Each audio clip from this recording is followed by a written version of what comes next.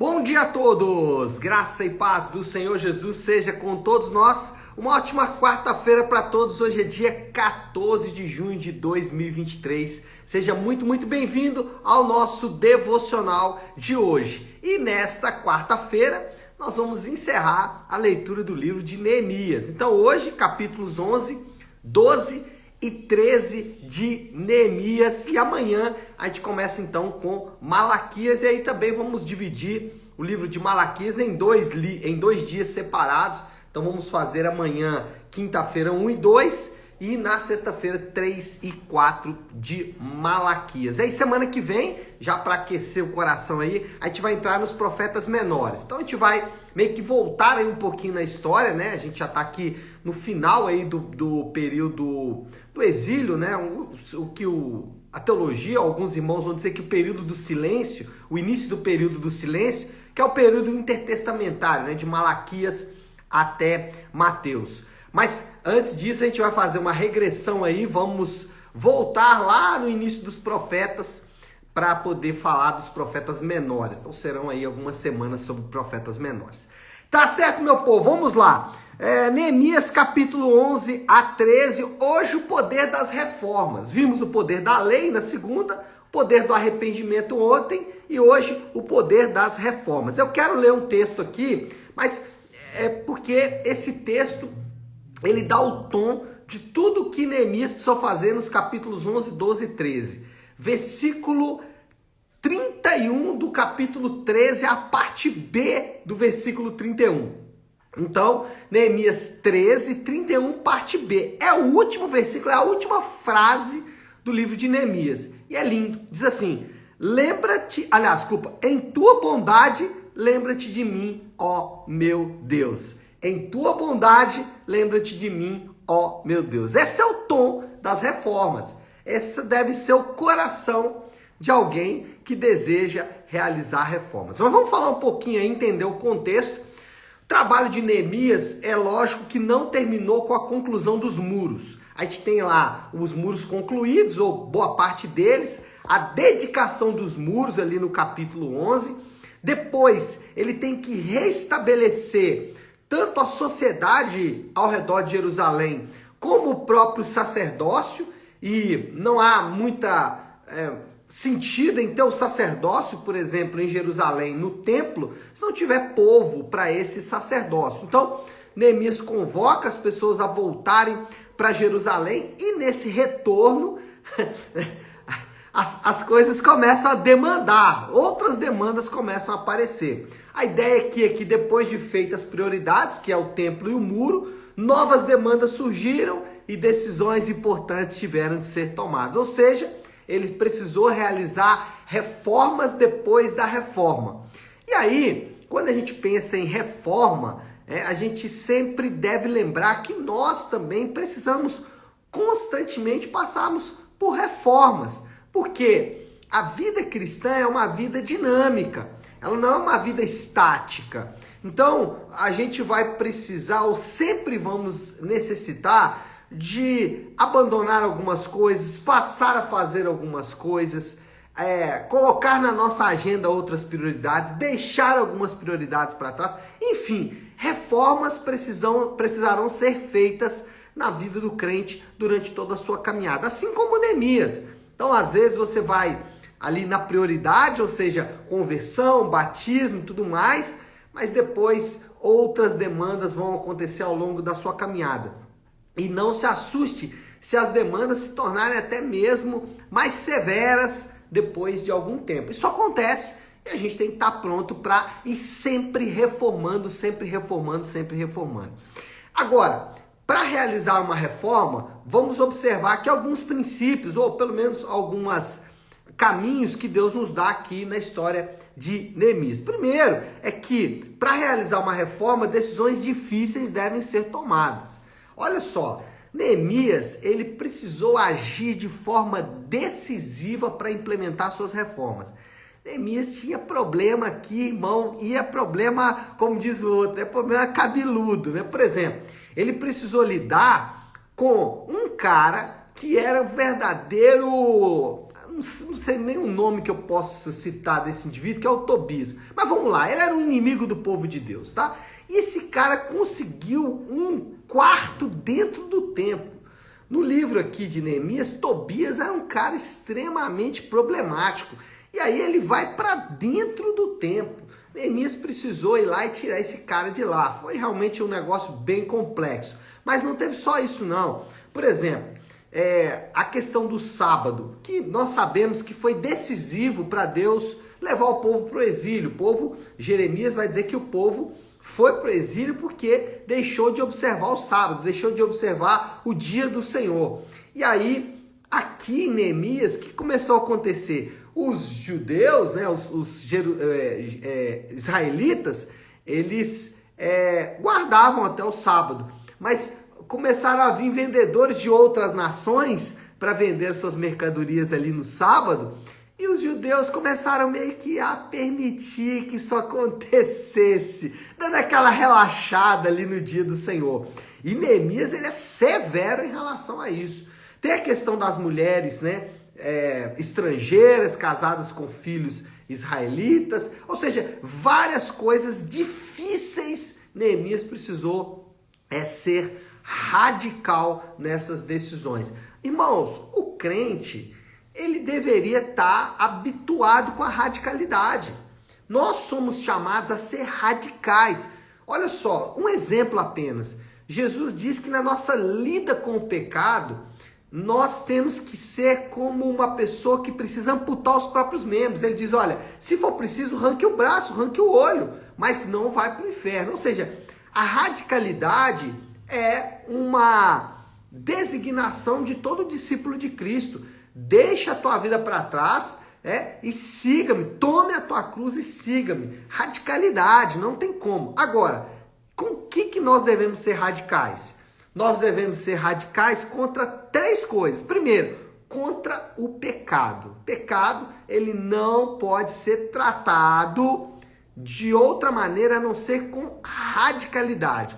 Outra coisa que a gente tem que ser radical, nós devemos ser radicais contra a carne. A carne, irmão, ela é braba. Mas ela é braba para o quê? Primeiro, para nos conduzir para os desejos carnais, né? Paulo vai dizer isso lá em Efésios, mas João também vai mencionar concupiscência da carne. Acho que Tiago também vai falar algo sobre isso. Mas enfim, somos advertidos sempre sobre a carne. Então temos que ser radicais contra a carne. Não podemos deixar a carne fazer o que quer. E terceiro, devemos ser radicais contra o mundo. O mundo estabelece a sua agenda, o mundo estabelece as suas prioridades, o mundo estabelece aquilo que para ele é mais conveniente e nós temos que ser radicais contra o mundo. Agora, contra quem não devemos ser radicais? E a gente acaba sendo radical, a gente inverte a ordem, né? A gente é muito condescendente com o pecado, com a carne e com o mundo, né? Sem contar Satanás, né? Não mencionei ele aí, mas ele está por trás de tudo isso. Mas enfim, temos que ser radicais contra o pecado da carne e o mundo, mas não devemos ser radicais com as pessoas. E às vezes a gente é radical com as pessoas e não é radical com aquilo que devemos ser. Então, primeira coisa aí, decisões difíceis têm que ser tomadas se queremos uma reforma. Segundo, as coisas devem ser como Deus deseja. Neemias precisou olhar para a lei de Deus e ver o que Deus ordenava e não o que ele queria fazer.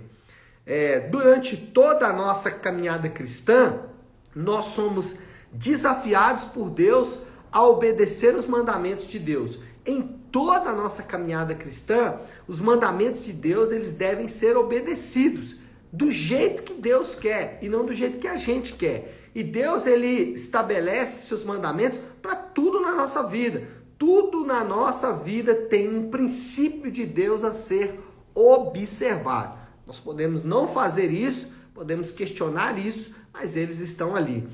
O ponto é dizer que para realizar uma reforma, eu não posso querer que as coisas sejam como eu quero. Então, por exemplo, muitas vezes eu idealizo as coisas. Então, eu acho que deveria ser assim. E a partir daí eu vou construir toda a minha reforma, mas não em cima do que Deus quer, a partir daquilo que eu acho correto. Então, a maneira como nós idealizamos, muitas vezes é um espelho de nós mesmos. Então eu quero que o meu marido seja quem eu quero que o meu marido seja. Eu quero que a minha esposa seja o que eu sou, ou o que eu quero que ela seja. Então, percebe que muitas vezes está ligado ao egoísmo. Eu quero o que eu quero.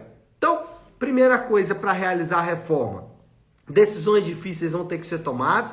Segundo, as coisas devem ser como Deus deseja, ou seja, precisa haver reflexão na palavra de Deus. Eu não posso querer que as coisas sejam do jeito que eu quero, ou que eu acho que é o certo.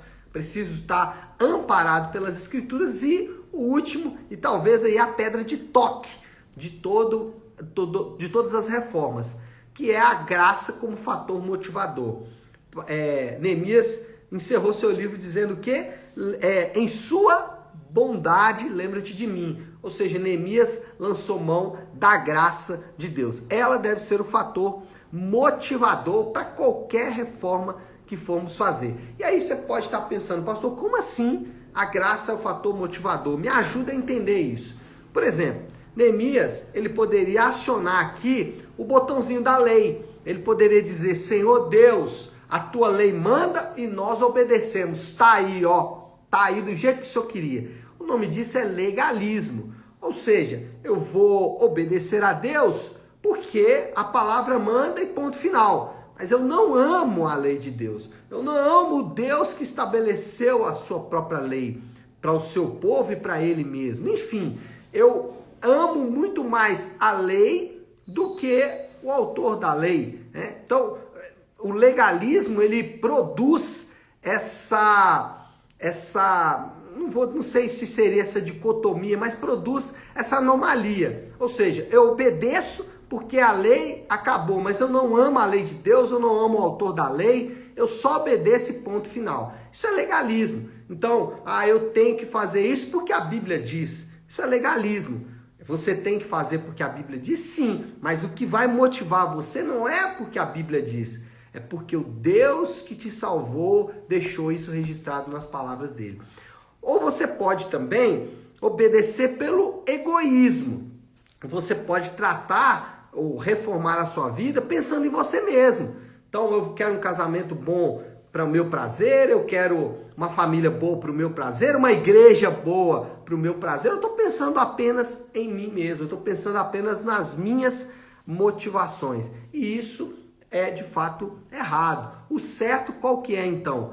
A glória de Deus é a única motivação que nos afasta de reformar por nós mesmos. A reforma não pode ser por nós mesmos, ela tem que ser para a glória de Deus, para refletir o amor, a bondade, a graça, a misericórdia de Deus.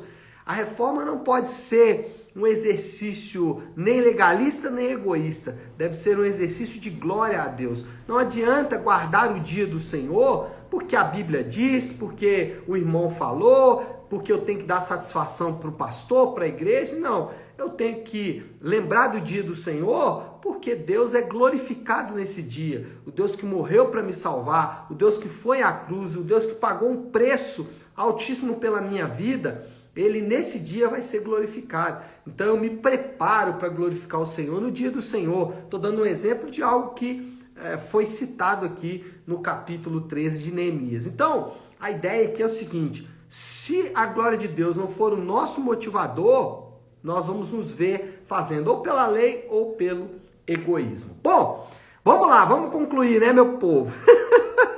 Já falei para danar. Moral da história: as reformas não são um fim em si mesmo.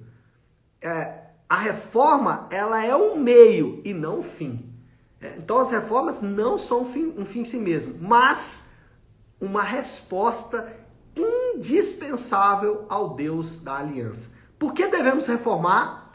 Por causa do Deus da aliança. E aí, qual é o desafio do Léo para esta quarta-feira? Simples. Quais as reformas você precisa realizar? Elenque aí. É na vida espiritual? É na família? É no casamento? É nas finanças? É na igreja? Quais as reformas você precisa realizar? O ponto é dizer, né? Lembrando, as reformas não são um fim em si mesmo. E mais, as reformas, elas devem estar relacionadas muito mais com a nossa própria atitude e ação em relação às coisas do que com terceiros. Lembra, devemos ser radicais contra o pecado, a carne e o mundo. Tá certo, meu povo? Vamos orar? Se você puder, então, pare aí um instante o que está fazendo e vamos juntos buscar a Deus em oração. Querido Deus, Pai de amor e graça, nós queremos louvar o Teu nome e Te agradecer pela Tua doce e preciosa palavra. Pai, o Senhor que sempre cuidou do Seu povo, conduzindo o Seu povo em direção à Tua vontade. Senhor, vemos no livro de Neemias essa realidade tão nítida e queremos também, Senhor Deus, e sabemos que o Senhor está nos conduzindo à Tua vontade. O Senhor zela pelo Teu povo, o Senhor fala com o Teu povo e por mais que o Teu povo, por vezes, Pai, desvia-se da Tua vontade, o Senhor é amoroso e bondoso em os conduzir de volta. E essa é a nossa oração, para que o Senhor nos conduza em reformas que vão direcionar o nosso coração de volta ao Senhor. Assim oramos e fazemos em nome de Jesus. Amém. Amém, meu povo? Bom, então é isso. Nós vamos ficando por aqui. Que Deus te abençoe. Uma ótima, uma excelente quarta-feira para todos. Fiquem com Deus.